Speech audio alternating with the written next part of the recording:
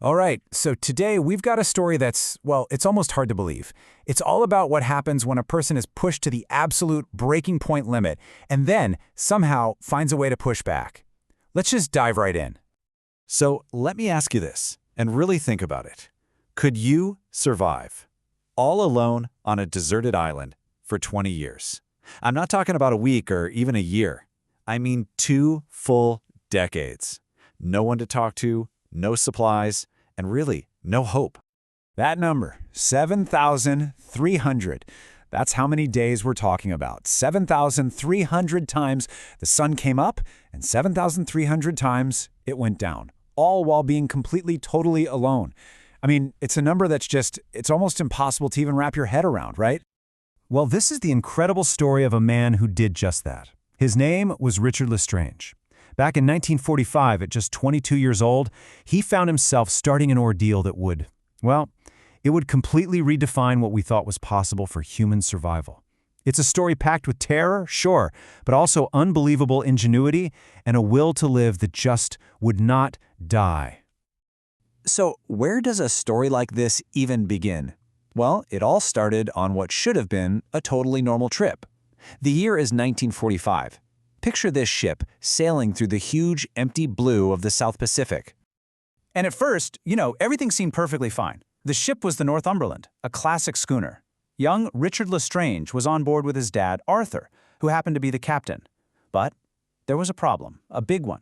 Tucked away in the cargo hold was something you never want on a wooden ship: gunpowder, a literal ticking time bomb. And just like that, calm turned into complete chaos. A spark, a massive explosion. The whole ship just ripped apart, splintering wood, smoke, flames everywhere. And you have to remember, they were thousands of kilometers from anywhere. Their entire world was just gone, blown to bits in a single moment. In those last, terrifying seconds, Richard's dad made the ultimate sacrifice. He shoved his son into a lifeboat, cut the rope, and he went down with his ship. Can you even imagine? Richard could only watch as everything he knew, his father, the crew, the ship, just vanished under the waves. And then silence. He was completely, devastatingly alone. So, for 3 agonizing days, he's just adrift. The sun is beating down, he's dehydrated, he's starting to see things that aren't there, and then he sees it. A dark shape on the horizon. Land! He's saved! Or, so he thought. Because this salvation, it was about to turn into a whole new kind of nightmare. I mean, just try to imagine the shock. He literally kisses the sand, he's so thankful to be on solid ground. But then this deafening silence hits him, and as night falls, the jungle behind him just erupts with these terrifying sounds, unseen things moving around. He was a city kid. He ends up digging a little hole in the sand just to hide, shivering, just waiting, praying for the sun to come up. But panic doesn't last forever. That primal instinct to survive, it kicks in. So he starts tackling the big problems. Dehydration, a coconut falls, and he realizes it's full of water. Cold and fear, he figures out how to build a small makeshift shelter. And that feeling of hopelessness, he fights it by building this huge help sign on the beach. It was his one little symbol of hope in this giant, empty world. Then, about a week in, something pretty grim happens. The body of one of his crewmates washes ashore. Just an absolutely horrific sight. But through the fear, Richard realizes this might be his only shot. He has to check the pockets. And what he finds, well, they were treasures. A simple pocket knife and a cigarette lighter. Now, to you and me, that's nothing. But to him, they were the keys to everything.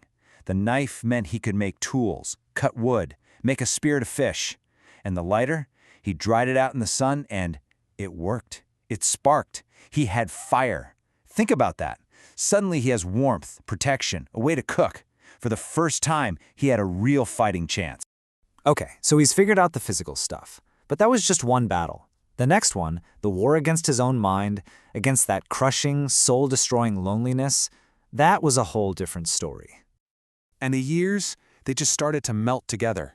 For the first 3 years, he gets good at this survival thing. He learns the island inside and out. He even befriends an injured bird, just for some companionship. But as time drags on, 5 years, 8 years, the toll is brutal. His body is frail, his skin is baked black by the sun, And what's worse, his mind starts to go. He begins to forget things, like the face of his own mother. He'd look at his reflection in a puddle of water and ask himself this terrifying question: am I a man or am I some kind of animal? All he saw was this wild thing staring back, with matted hair and a crazy long beard.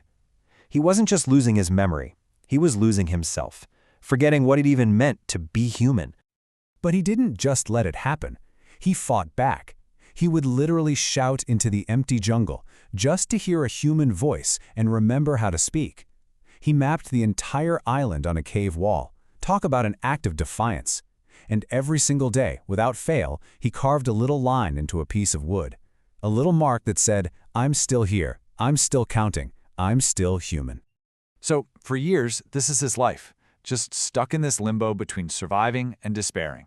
And then, one day, after 15 years of nothing, the ocean decides to send him a message. 15 years. Just let that sink in. A decade and a half, completely cut off from the world, and then a tiny, totally insignificant little thing washes up on his beach and changes absolutely everything. What was it? An empty plastic shampoo bottle. But when he picked it up, he saw the manufacturing date. And it was recent. Can you imagine what that felt like? This little piece of trash was the first concrete proof he had in 15 years that the world was still out there. It hadn't ended. People were still making things, living their lives, and that meant escape wasn't just some fantasy anymore. It was actually possible. That little bottle, it was like a spark. It reignited something inside him. All that acceptance of his fate, gone. It was replaced with this fierce, powerful determination. He finally understood. No one was coming for him. If he wanted off this rock, he was going to have to save himself. And that decision kicked off the final, and by far the most ambitious chapter of his story. A project that would take years, all fueled by one single idea: freedom. I mean, this wasn't just some slap-together raft. This was a masterpiece of survival engineering. For 5 years he worked on it. He found the strongest trees and dried them out. He wove jungle vines into ropes that were unbelievably strong. He collected every single tire, every plastic bottle that washed up to help it float. And he prepared for the journey, drying hundreds of fish, collecting months' worth of fresh water. This was his arc. So, after 20 years on that island, he pushes his raft into the ocean and just sails away. But the ocean, it is not a friendly place. After 25 days, his food and water are almost gone. On day 30, he's basically on the brink of death when he sees it. A plane. He's saved, but it just flies right over. It doesn't see him. The hope is just gone. He closes his eyes, ready for the end. But 5 days later, a submarine, on a totally different mission, sees something weird through their periscope, this strange-looking raft.